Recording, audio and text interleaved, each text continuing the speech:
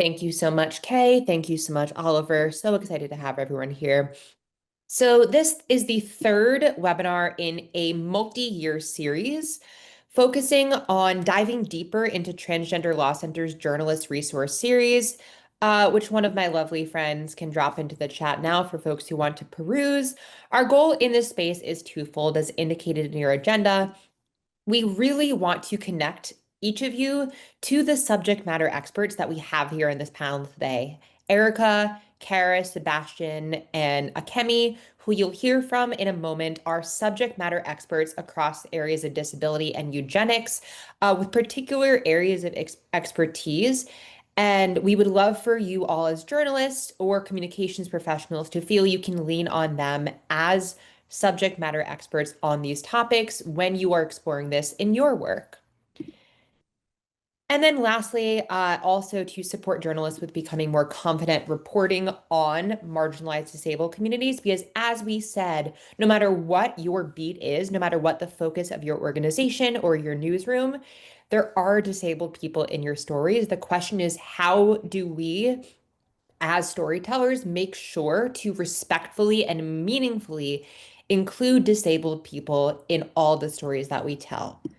So now I'm going to go ahead and turn it over to my wonderful panelists. I would love to have folks start with a round of introductions, your name, pronouns, and job title, and for accessibility purposes, giving a description of yourself, what you're wearing and your surroundings. I will actually go first and then pass it down the line of who I have in order of this screen. My name is Ariel. I am a white femme presenting person with long, wavy brown hair with blonde highlights. I am wearing a red keffiyeh and a blue button-down denim-like, but very much for sensory reasons, not denim, shirt. And Saffron has joined me on the screen with his orange tail. The background is orange with these darker and lighter orange little floral designs. And I will go ahead and pass it to Sebastian.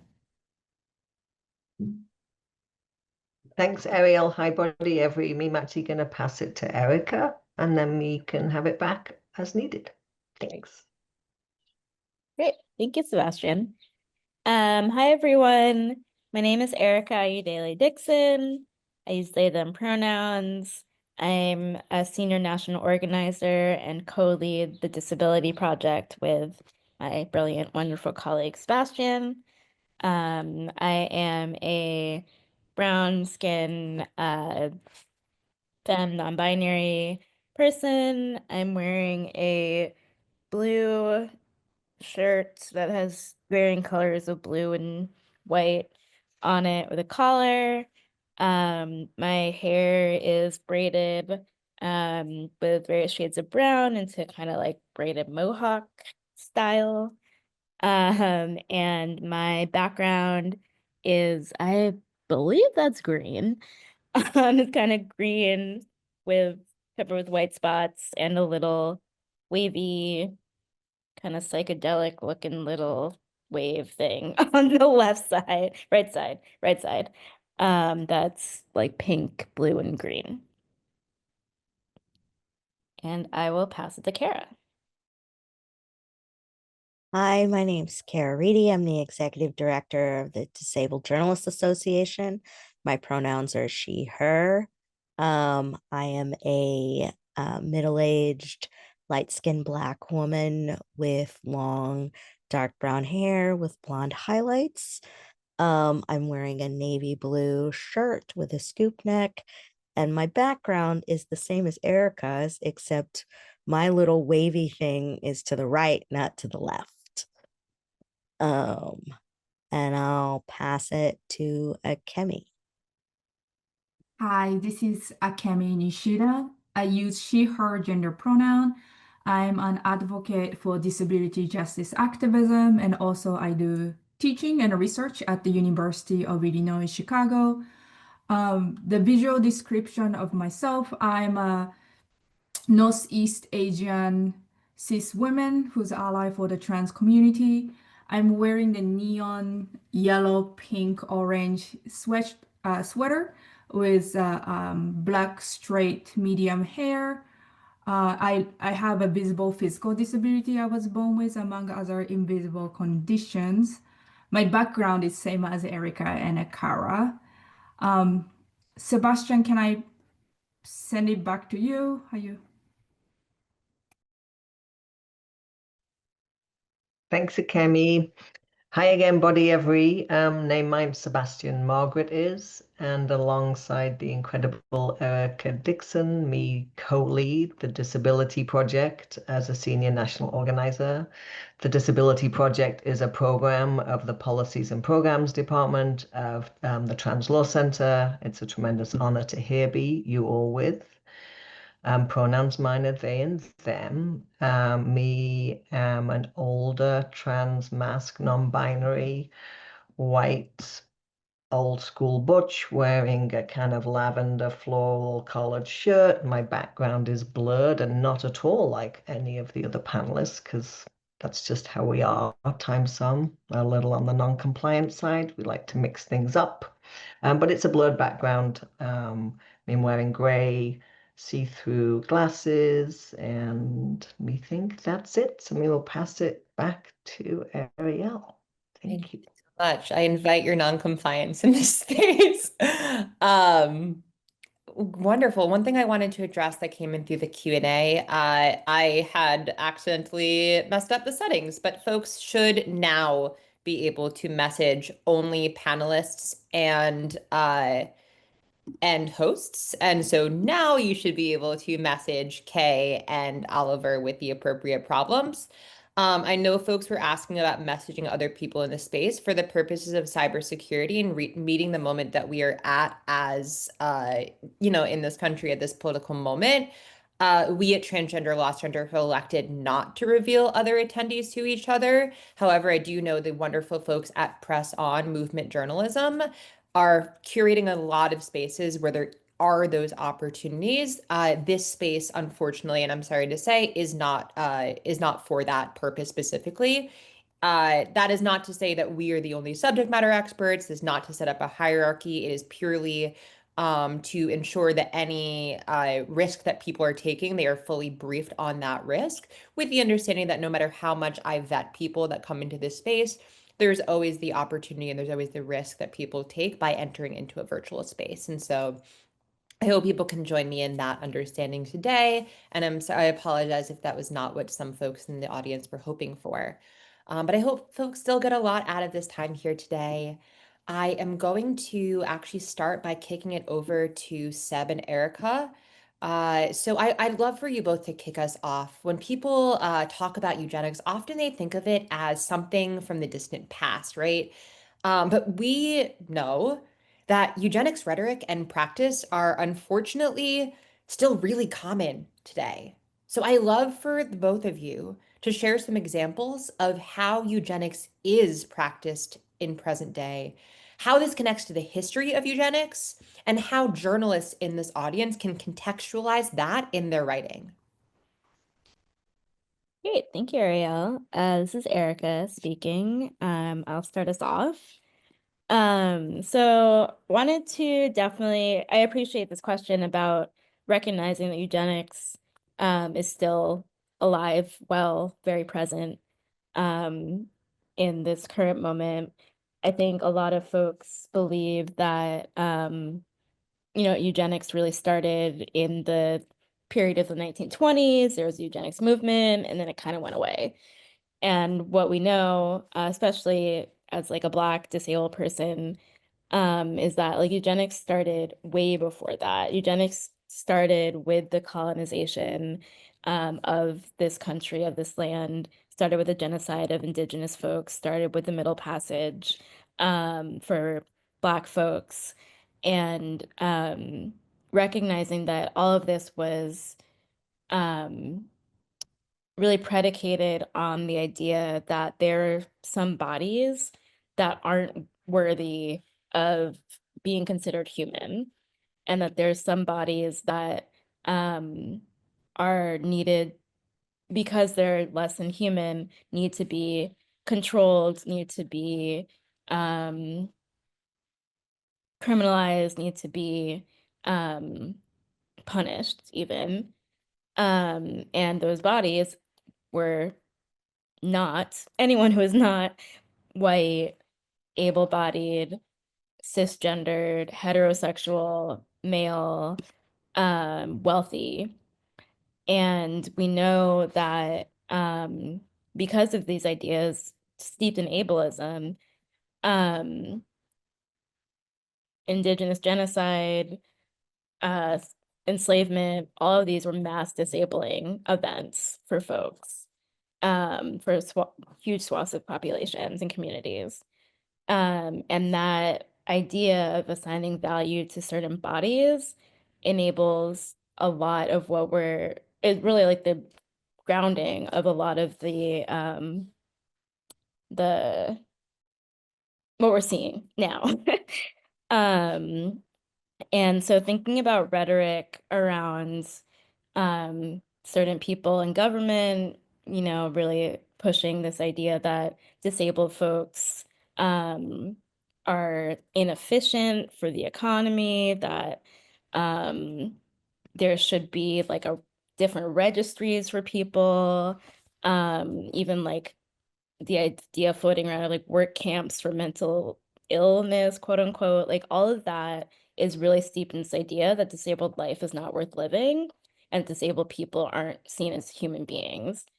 And if we think about that fundamental piece of ableism and we think about how it's connected to anti-Black racism and how Black people were not seen as human beings and were disposable, and that led to direct violence to Black folks, just as this idea of ableism leads to direct violence to disabled folks.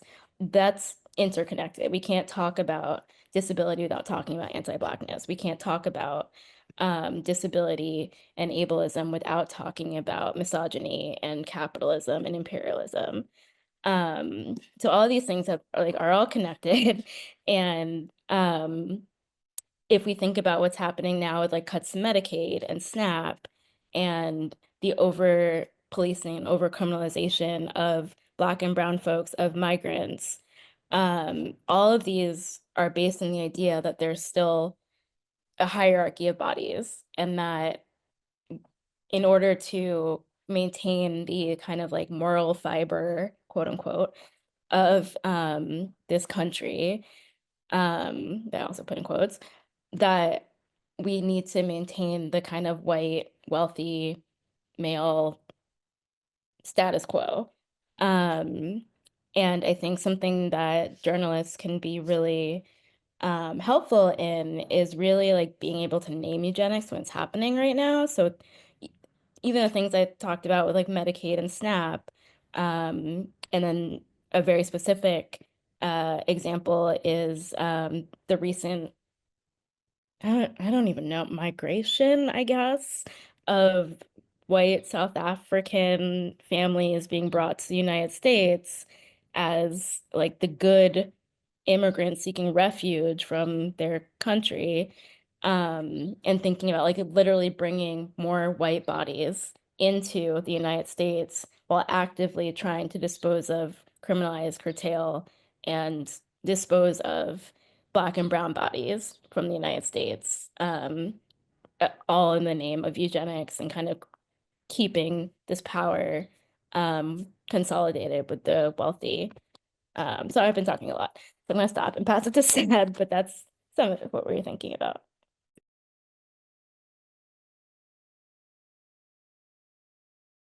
This Sebastian is trying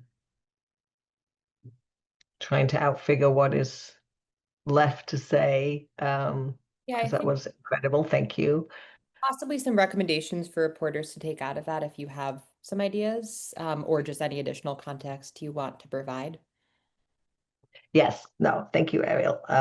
Maureen was trying to shift through, because we think to Ericka's point and the kind of concept whole of this time with you all, and thank you so much for here being, is that there is so much that needs to covered be as it relates to eugenics, as it relates to that in all the ways that Ericka very specifically and precisely outlined, and more, as deeply connected to eugenics and white supremacy, misogyny, and me would add like this deep, deep, deep hatred and repulsion of the poor that is true in many countries, but has a particular veracity for the US.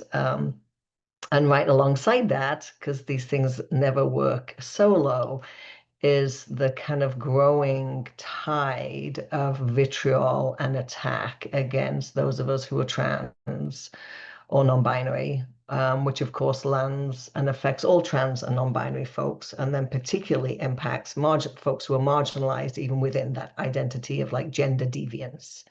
And the eugenics in that is critical to attention to pay because it both mirrors and fuels the eugenics mechanism that Ericka outlaid as it pertains to anti-Black racism, misogyny, and me would say the really like horrific and foul like leveraging of a really fundamentalist Christian nationalist agenda that has always been integral into the founding of this country, has always been at the forefront of how this country created itself, but has had checks and balances, has included the notion of pluralism, has recognized that there was a flaw from inception about who was in fact deemed to be a citizen of this country and to what end, that there has been progress that is currently being incredibly attacked, really eroded. And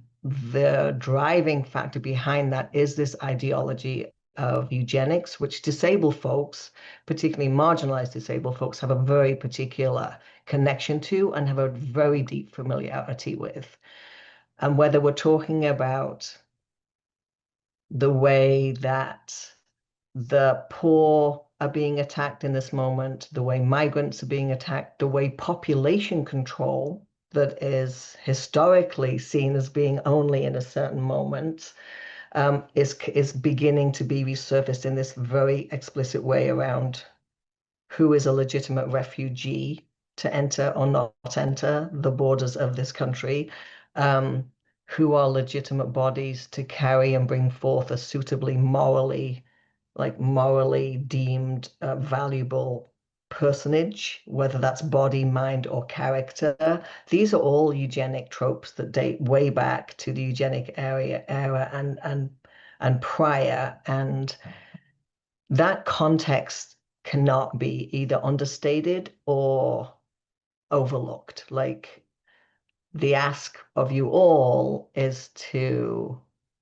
really attention pay to those connections and to those overlaps and recognize that neither one of them operates in isolation from the other. And that's critical to know because it is how ableism works. And me would say most potently, it is how the far right have always mobilized their attacks against each and every one of us as marginalized disabled folks and our communities, even if able-bodied.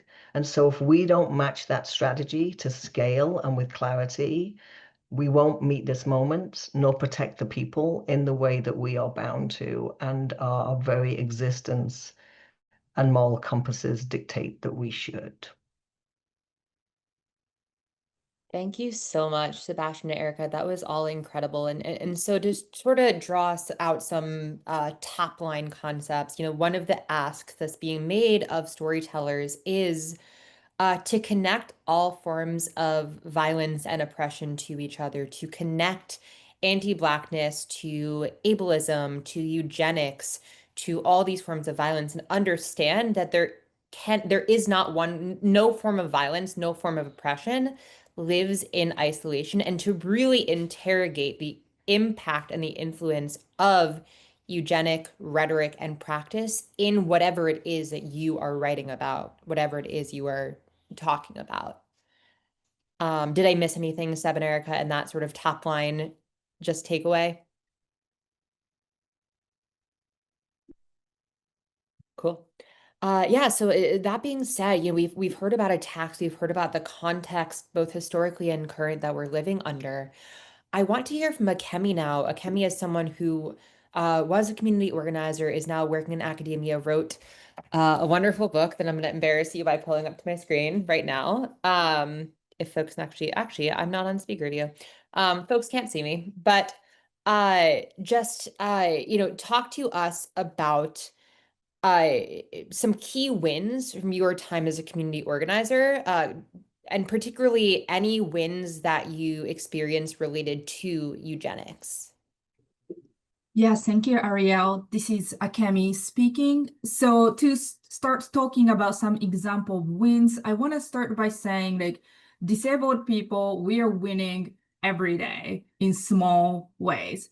Just surviving every day in this current political context that Ericka and Sebastian explained is the win. It's on its own, even though it is getting harder with a deep cut in the Medicaid budget that's going on and gonna happen.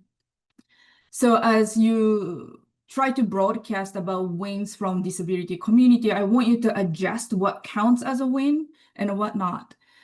With that said, one example I want to give from Illinois and Chicago is the Community Emergency Services and Support Act, which we call CESSA, CESSA, which was passed and became Illinois law in 2021. So CESSA is the alternative to police deployment. So the Chicago-based grassroots racial justice, disability justice organization, AYLP, Advanced Youth Leadership Power, has worked to create this law with the family of Stephon Watts, who was a Black teenager who is autistic, who was killed by police in 2012. So the families and young adults, Black and Brown disabled young adults organizer of AYLP worked 10 years to develop CESSA. So with CESSA, what's happening in Illinois, implementation is going on right now, but what's happening in Illinois is that when people with psychiatric disability experience episode, or people with health, behavioral health experience in behavioral health crisis, before this law, they have no choice but to call 911 to receive the support, because the Chicago previous mayor cut the budget for the mental health and wellness. So this law, what this policy is doing is that when people have such mental health, behavioral health crisis, they can call alternative number, and mental health professionals and support team is dispatched instead of police. And ideally, each neighborhood of Illinois will develop their own wellness, mental health specialist team, whatever that makes sense to the local. And they will come to support the person who made a call, and by honoring the self-determination of the person. So the person might say, I just want to go home and be surrounded by loved ones, and don't send me to psychiatric hospital, for instance. And this policy demands those teams to respect and honor such request. But again, implementation is ongoing, so there is multiple people working to make it to realities. And as one of the person in the chat asked, what's the example of current day eugenics, which Ericka and Sebastian directly responded, but I would like to add police brutality is an eugenic issue, particularly how it targets Black and Brown disabled people. And Chicago and Illinois unfortunately witnessed so much of such murders. So CESSA is a very revolutionary act that young Black and Brown disabled people from the south side of Chicago, most of them, with the leadership of Chicago-based activist Candace Coleman, created and passed and now implementing that to change the ways in which we think about the response to people who are having a crisis.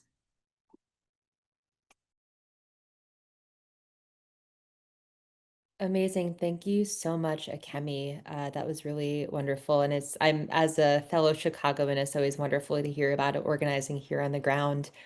Cara, I'd love to now finally turn it over to you. So, as I've mentioned several times throughout today's conversation, disabled people are a part of every story, not just stories that are viewed as disabled stories, right? Like we are anywhere, we can be everywhere. We are in every story that a journalist could write about. And so I'm wondering what recommendations you have for journalists who are seeking to include disabled people in every story, even if that might not be their specific beat. Thank you so much. So because I report about disability a lot, and I ended up spending a lot of time when I was in newsrooms trying to find out disabled stories, mostly because in the newsroom I was marginalized so much that I was like, oh, let me find my own like path that no one else is doing, and that turned into disability. And here's the thing, like when you're looking at stories to cover, whether it's climate change or police brutality or, you know, name it, housing, all of them, disabled people are always going to be deeply affected by that. Like we're always going to have less supports. We always are going to have less funds to get us out of situations. So there's not a story that you can do that is not going to affect disabled people. And I find, and this is just my own personal bias, but like if you're going to tell a story about climate change, like, and this goes for everything, if you look for disabled stories, you will get the full story of the system breakdown, because we as journalists are supposed to be pointing out where the system is failing or where the system was never built, was for purpose. And so if you look for disabled people in that story, you are going to find the nexus and the crux of the brokenness of the system. And if you avoid it, you are never going to get to the root issue. Like that's just basic stuff. And we just, because we live in a society that was based in eugenics and it's continued to be based in eugenics, we don't look for disabled people. We think of them as sort of this additive, this extra, well, if we have time, we'll write about disabled people, which means we're going to continue to have a broken system, like all the way through. It never serves anyone to ignore us. I mean, you look at the current, what's happening in the current system, and this doesn't have to do political parties. Like you can look, both sides are doing some really gross things to disabled people right now. You look at Cuomo is running for mayor, and he did some really awful things during COVID that that killed people. And we're still, and everyone is acting like he's the next savior. But meanwhile, there's all these people that died, and there were all these people that were traumatized by what he did. And no one's really talking about it. It's kind of a blip, like, oh, yeah, I remember that time he killed all those people in the nursing home. Oh, well, anyway, he's really going to reform the world. Like, and, you know, but Gavin Newsom is running around in California with all these new rules for disabled people, because, you know, if you're out on the street and you're homeless and you're disabled, then you have a certain number of months you have to comply with him. And if you don't comply, then we're going to put you in a conservatorship, which means you have zero. And like, who's making these rules about who's complying? Like, or what compliance means? And why aren't we questioning him about that? He's also been photographed throwing away people's documents and stuff. And these are all disabled people. Like a huge portion of the unhoused population are disabled.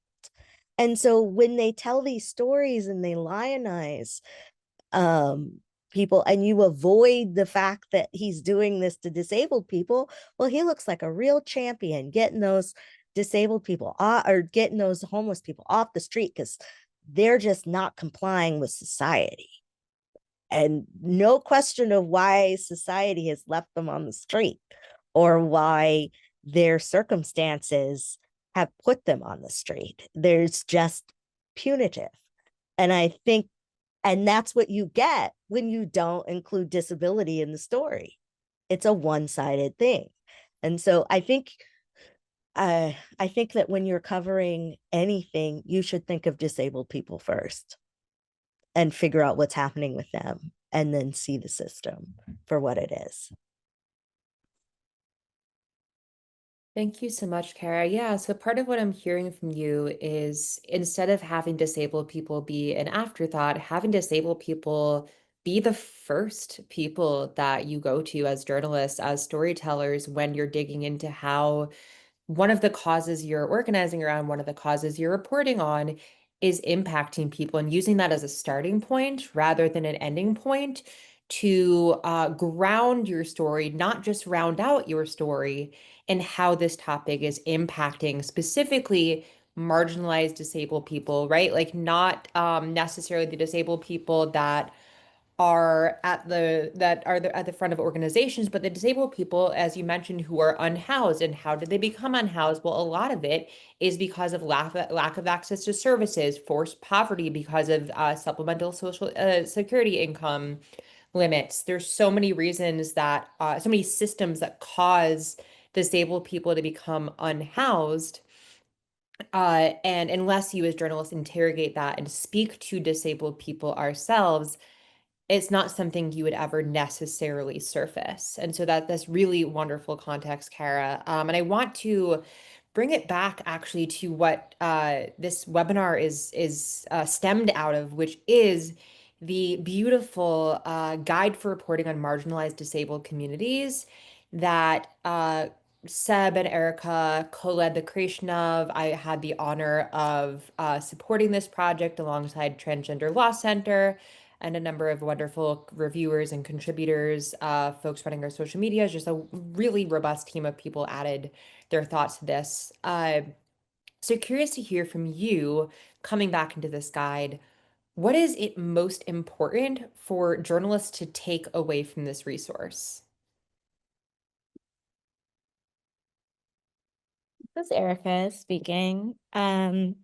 I think for me, I mean, one of the main points that I would love journalists to take away from the guide is exactly what Cara was talking about, like making those really explicit connections for folks between what's happening and ableism and anti-Black racism and eugenics, because usually, like just like Cara said, like if whatever story you're reporting on, like there are disabled people at the forefront of the story.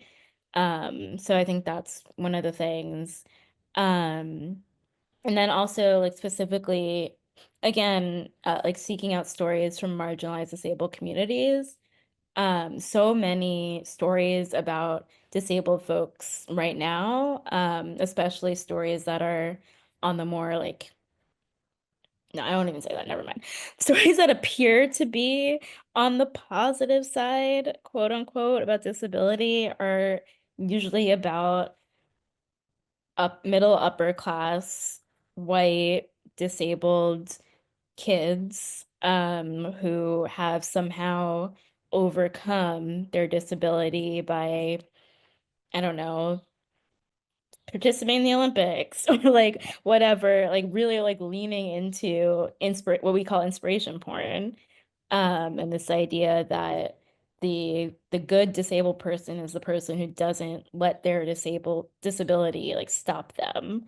And that's really like based in its own form of ableism and anti-Black racism. Because on the flip side, a lot of Black and brown and Indigenous folks, disabled folks, are often portrayed as threats, as burdens, as dangerous. So really like making sure you're not falling into those tropes and actually like finding the stories that aren't already out there. And then the third thing to like tie it all together, something that I know I've seen journalists do is instead of talking directly to the disabled person themselves about their own stories and their own experiences, they will often talk to a caregiver or a service provider, And those folks cannot speak for the disabled person and their experiences. And so what you're getting, if you do go to those folks, is this filtered version of what this person's actually experiencing.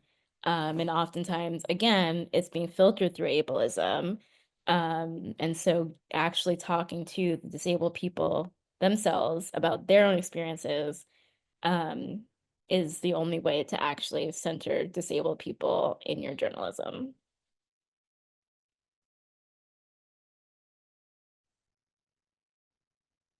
This, Sebastian, is, we can add to that, Ariel, if that's the correct order. Me want to a moment take, because me think this continues to kind of like frustrate me and astound me, having been doing this work on some level for like multiple decades at this point, is how prevalent it still is, to Ericka's last point, that we can literally have people who are not living the experience of the systemic oppression and discrimination that needs to be addressed, and have other people speak for them, and that be considered in any way, form, or shape reasonable or acceptable or a viable form of mentioning or a viable place of like inquiry. Like, that astounds me and infuriates me still to this moment. And journalists, amongst other, like multiple other places, are really either unintentionally or accidentally, or by not really like digging deep on how complex and tenacious ableism is as a system, are often folks who perpetuate that, the normalcy and the acceptability of that, when at the time same, we have thankfully reached a point where it is not acceptable for me as a white person to be talking about the experience of Black folks or other folks of color. Like, we know that. It's not things that we have to litigate more any, or we certainly shouldn't, or not at the extent that we used to. But as a disabled person, we see this happen to us all the time. And what that does to our capacity to affect change is deep. And what that does to your capacity and folks who want to be aligned with you to affect change is equally harmful. And it really needs to stop. And it needs to stop like a decade ago. So we really, all of us on this panel and the folks that we're connected to, at a bare minimum, try and interrupt that, try not to be complicit with it. Just leave it behind in the kind of medieval time that it kind of really should exist in. So thank you for indulging me in that moment of reflection and frustration. Me would say that the other things that are really critical that me love about this guide, and to the endless community folks who helped create it, because of course there are always more folks behind the scenes working who don't get credited. So please know this is a multitude of folks who helped make this happen, is the way that it also asks not only that we get smart around the system of ableism as it connects to its cousins, and that it doesn't work in isolation, is that disabled folks live in a very particular, precise, and specific way in relationship to the ways in which our lives are threatened, the amount of violence that we live in, and the way that that violence and that humiliation and that mistreatment and abuse usually happens behind closed doors. And the way Eric and myself have come to think about this is that there are systems and mechanisms and locations that were created specifically and exclusively for the service and care of disabled folks. Whether that's special education, whether that's the system of guardianship, whether that's sheltered workspaces, group homes, congregate living centers, daycare centers, psychiatric wards, and on and on.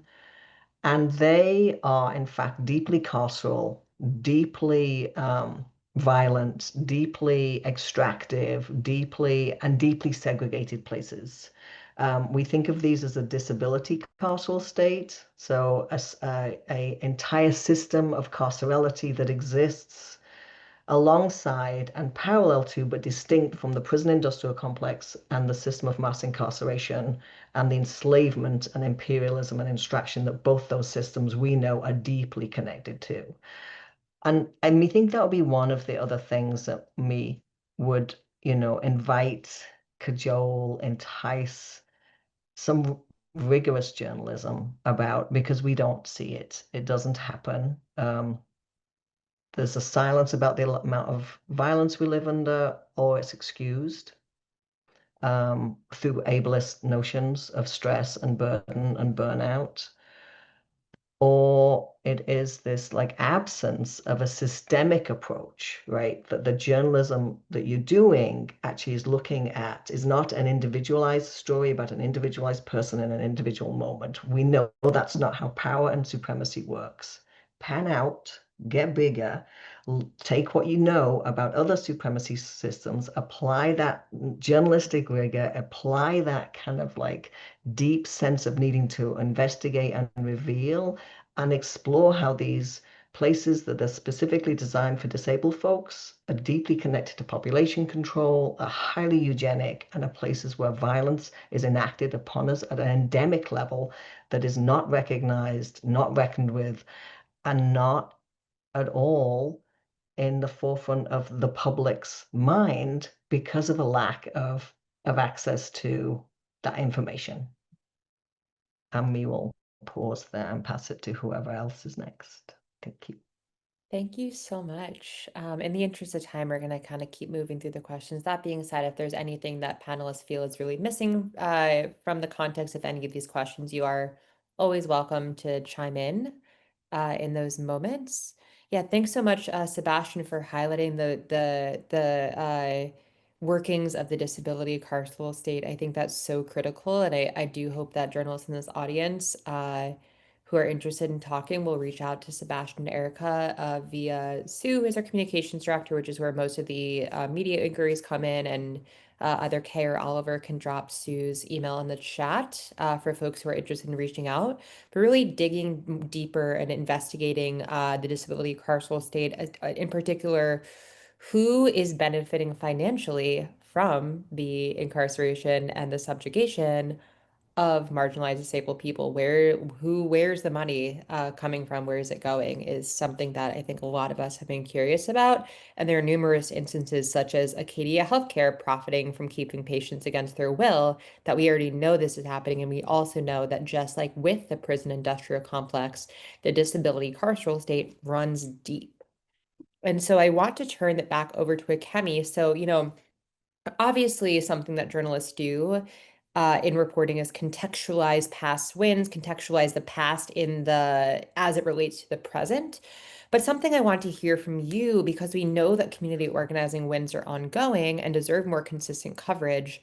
How can journalists plug into community organizing wins in the present day, particularly anti-eugenics organizing? Yes, thank you, Ariel. This is Akemi speaking. I think my response is like dig and dig and dig and keep digging. So with that said, the first point I want to bring out is look into local organizing. You might start, looking for someone to interview by asking national organization like a disability project led by Ericka and Sebastian. But from there, I want you to dig deeper and ask like who are in Chicago can talk about these things going on in Chicago right now.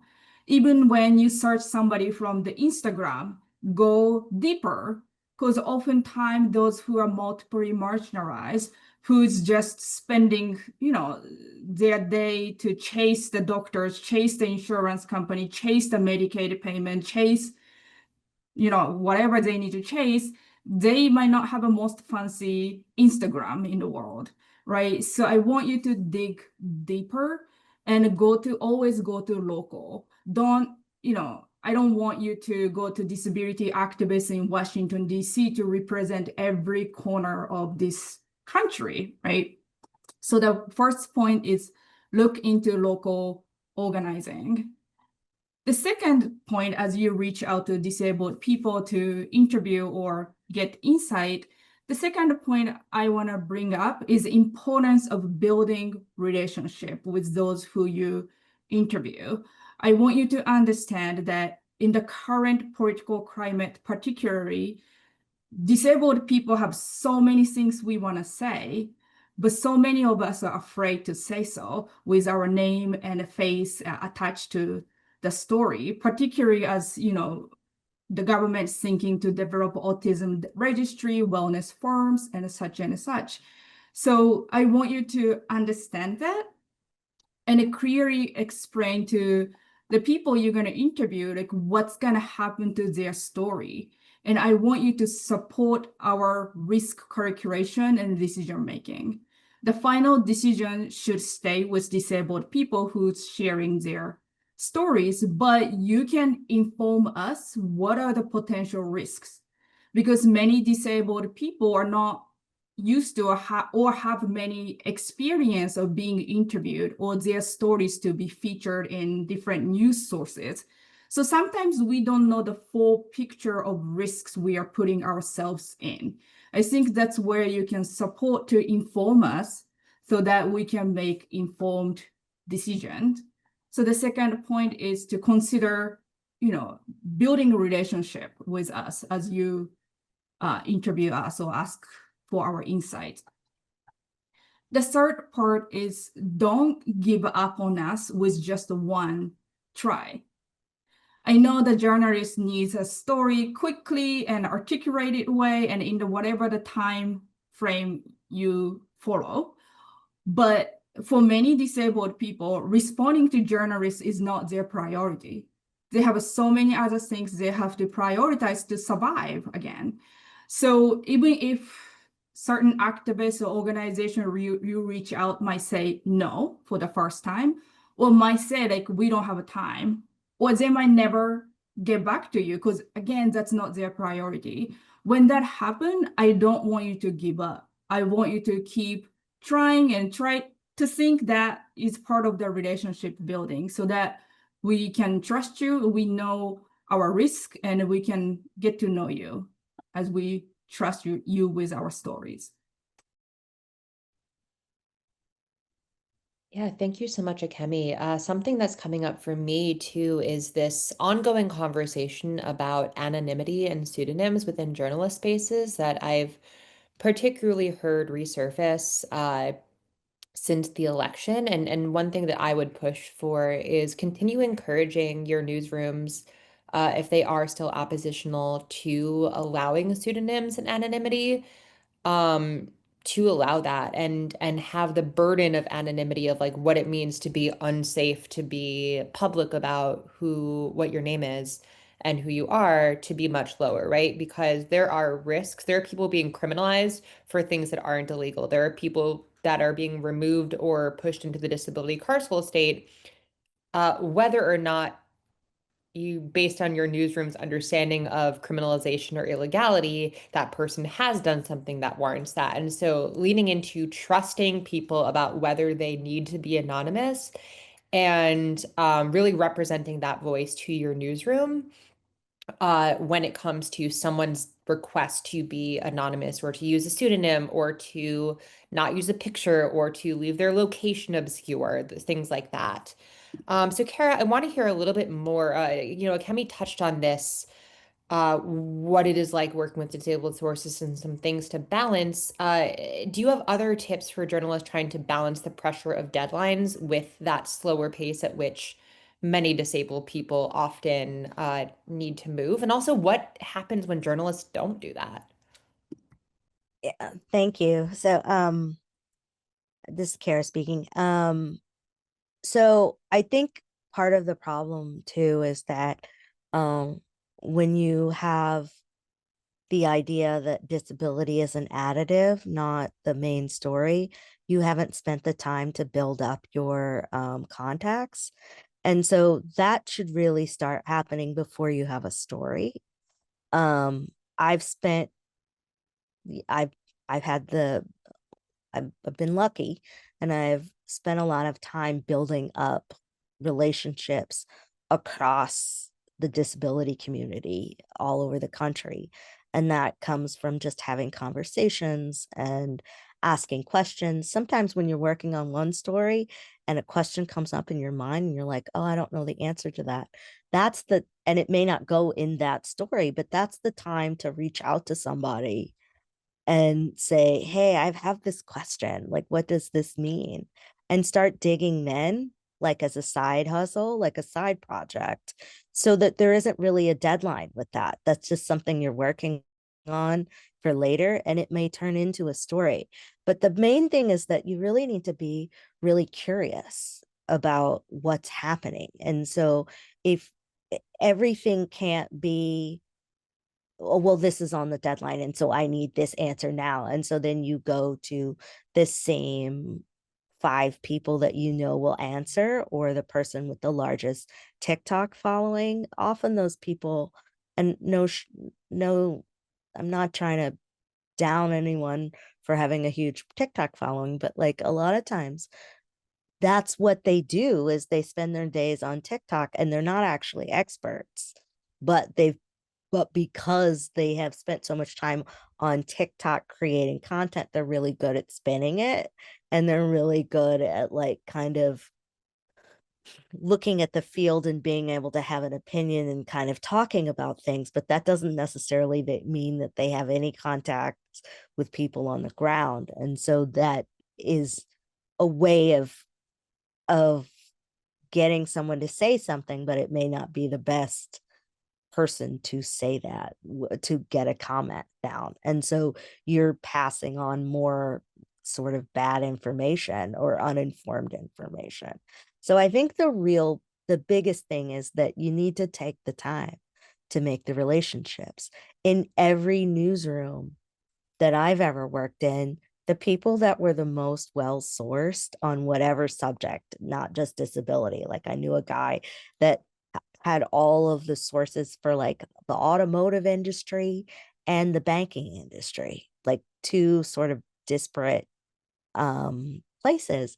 And it was because he just spent his time like calling people and talking to them and sort of indulging in his curiosity and asking questions when he wasn't on deadline. And, if you think of a question one week and you start looking for a person to ask a question, by the next week, you will have that. And then maybe you'll have another story to tell that you can expand on, and you've built a relationship. So relationship building is the biggest thing. Like, I don't think that we teach enough of that in journalism, is that this is about talking to people and gaining their trust. Yeah, thank you so much, Cara. This is Ariel again.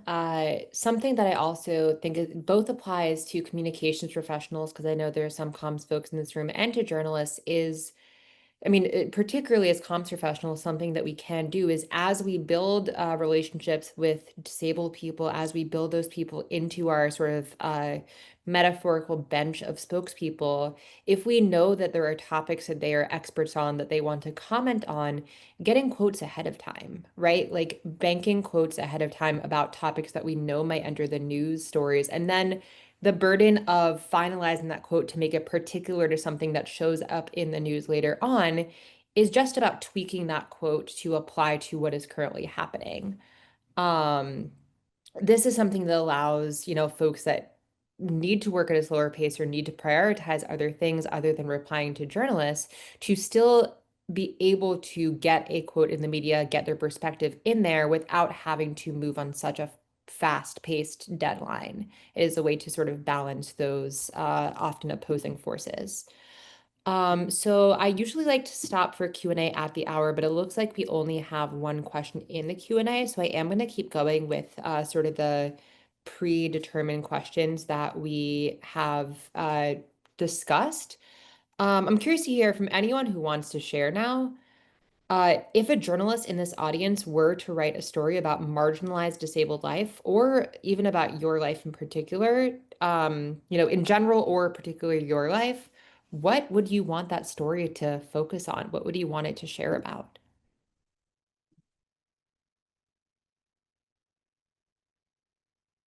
I'll jump in. This is Cara. So I've been actually the subject of journalists like wanting because I didn't mention in my description, but I'm a dwarf. So like I've had a lot of journalists reach out to me to talk to me about my life. And like I don't personally, I don't want to talk about my life. Like that's just me. Like I don't really want you in my business. I am happy to talk to you about the larger, like here's what's happening, like here's the things that we need to talk about in system wise. But like I think sometimes journalists focus too much on what is personally happening to someone, which then quickly devolves into inspiration porn. And I I get that, like, I mean, I'm a journalist. I get that you have to ask people about their lives in order to illustrate a story, but I'm really leery of getting too in the weeds about what's happening in my family. And I think a lot of people are too. So I think we need to, as journalists, need to watch that. Like, if you are being affected by Medicaid cuts, okay, let's talk about how my life will be changed with my Medicaid cuts. I don't need you to know who my mom is or her thoughts on it, like that kind of stuff. So that's my 2 cents. Yeah, and I want to add sort of what might be a potential reframe coming in from an audience member is what are some stories surrounding or relating to disability and or disabled people that are either not being covered or are undercovered right now by journalists. So, that is similar to the question we're already answering, but curious if that helps folks think about what you might want to see.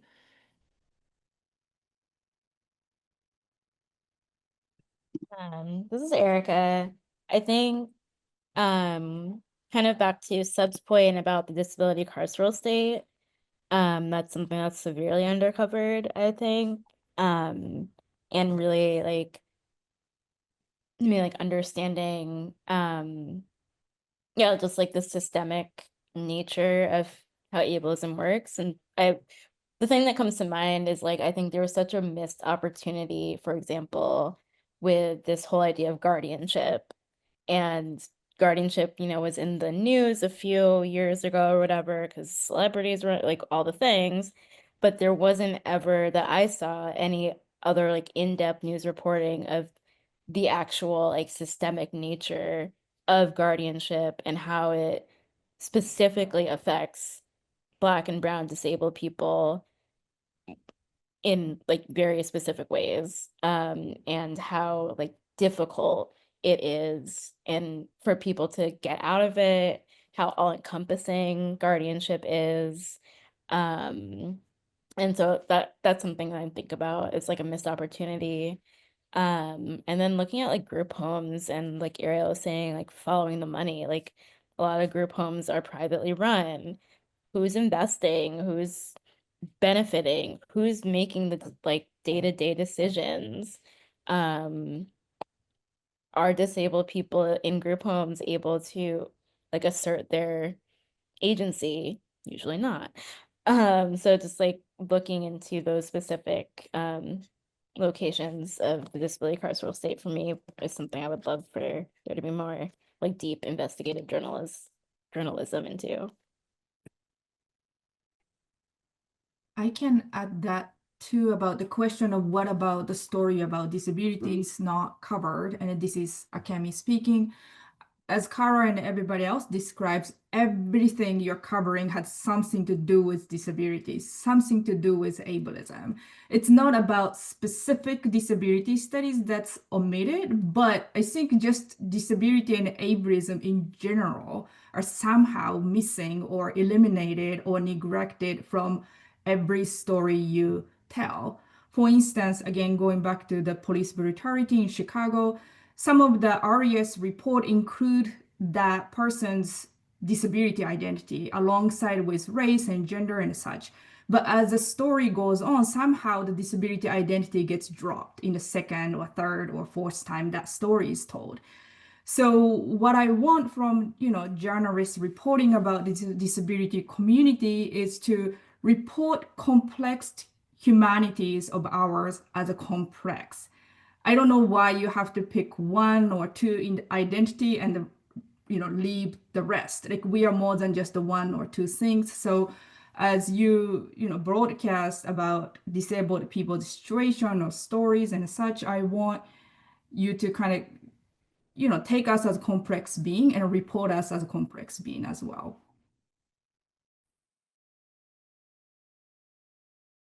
This Sebastian is making add in fast, as fast as me can, ways any. Me think another opportunity that's missed being in this moment, which is the piece around body autonomy, right? And self-determination and dignity, and specifically for disabled folks, which is a fight we've had from time.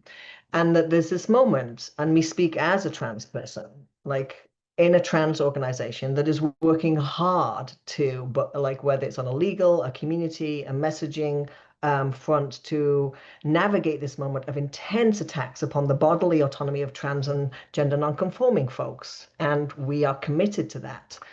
And at the time, same, what is what TLC and the Disability Project and other disability activists are pushing for is, in fact, an alignment of movement to be like, we need to connect the bodily autonomy of trans folks that's under attack right now with the absolute absence of bodily autonomy for disabled folks, trans or otherwise, and how that is different depending on whether you are white and disabled and trans or whether you are Black and disabled and trans. And we feel like that is another massive gap that is being tackled within movements, slowly but surely. TLC is one of the places that leads that. And yet we would love the support of journalists to expand that frame of what does, as we navigate and wrestle with and reconcile, what does gender affirming care need to be? Like, how does it need to be implemented? It is a given, it's a right, it should happen. What does disability affirming healthcare look like? What does disability affirming housing look like? Like, I think this is another moment where there's a tremendous opportunity. There's a lot of political pressure. It is a moment, I think journalists play a tremendous and key part of helping expand a frame on a political issue that builds alignment across differences. And this would be one of those moments. So lean on in, turn back towards us. We are you. We've existed from time. Thank you so much, all. I think that's a beautiful note to close out before we move into, there's a couple questions from the audience that I want to make sure we get to before we go to time. And I'd love, just in the interest of time, for only one of the panelists to answer each of these. We have about 5 minutes left before the close of our time together. So the first one is from a journalist asking, what advice do you have for balancing saying someone is espousing eugenicist views and legal concerns with calling someone a eugenicist? And I think perhaps Cara might be, as a journalist, well positioned to answer this. So I don't necessarily think you have to like say the word eugenics or eugenicist in anywhere in your writing. Like, because that's a tricky thing to say. It's like calling someone a racist. Then you're gonna get like, people are gonna be like, what? I'm not racist. But you can question them based on their eugenicist ideas, and you can bring history and context to them without using the word, and say, well, this feels like, I mean, I'm always like, hey, well, this feels a little bit like this back then when this many people died. What do you say? Like, you know what I'm saying? Like, what do you say to people who are bringing up the past and relating it to what your decisions that you're making today? And what are the outcomes that you're looking for? Because the outcomes last time were this. And have you studied that? Like, what are you expecting to do? And the numbers, like, you just keep dancing around it, but keep asking them more and more questions. I think a lot of a lot of how you get around it is you ask more questions than the one, and then they will reveal themselves, because that's all you want, is for them to reveal themselves and their goals. I hope that helps. Yeah, this is Ariel. Thank you so much, Cara, for that. Okay, so the last question we have from audience is, are there any local or national reporting strategies that you're starting to see being utilized more for deeper investigations? I think that might also be for Cara. Sorry, someone was texting me from the house. I apologize. What was the question? It happens during webinars. It just does. Well, what was the question again? I apologize. Local or national reporting strategies that you're starting to see being utilized more for deeper investigations? What are the local strategies that are being used? Local or national. So I'm gonna be real, I don't see it. Like there are people that are doing the work, like there are individual reporters that are absolutely doing the work. And so I don't want to denigrate. I mean, one of them is on the call right now. Julia Metro is doing work and like pumping out work. But like as far as like, are there networks that have like a strategy to cover disability, to cover trans issues, stuff like that? No. And like that's partially because of the environment we're in, and like journalism is under attack, but I'm not going to let them off there, because that's not actually the full picture. The full picture is they didn't have much taste for it before anyway, so it's not like they're retracting that much. It's they never really had the base or the strategy, and now they're just kind of, I mean, a lot of them are just like, oh well, we don't, those one-offs we used to do, let's just not do any of them because we're in trouble, and so let's not worry about it. And so they're not, it's not like there's an infrastructure that they're now dismantling within journalism. They never really built it. Thank you so much, Cara. This is Ariel again. So yeah, I mean, one of the things though, to Cara's point, is there are some people that are doing this well, and based on the tips and things we've shared today, connect with other people doing this reporting. Connect with people you see doing it well in some of the ways we've discussed today, and talk to them to get some, reach out for some peer-to-peer support. The movement journalism listserv by the folks in Press On has a number of great journalists. It is a place to connect with journalists who are doing this kind of work and doing it really well and thinking about how to do it better. So I do encourage folks who are looking for examples to join that listserv, and be a part of that community. I realize we are at time now. So I want to close us out and encourage folks to head to that bit.ly, bit.ly/TLC JRS, which I will also put in the chat. That is your way to sign up for future programming with TLC. We will have multiple additional webinars. We will distribute resources. You are welcome to indicate that you'd like to join our press list at that link. There is a sign-up sheet on that page, in addition to the guide for reporting on marginalized disabled communities that inspired this call. So thank you so much to my brilliant panelists, Cara, Sebastian, Ericka, Akemi. You all were wonderful. And I am going to go ahead and stop the recording now. Thank you all so much.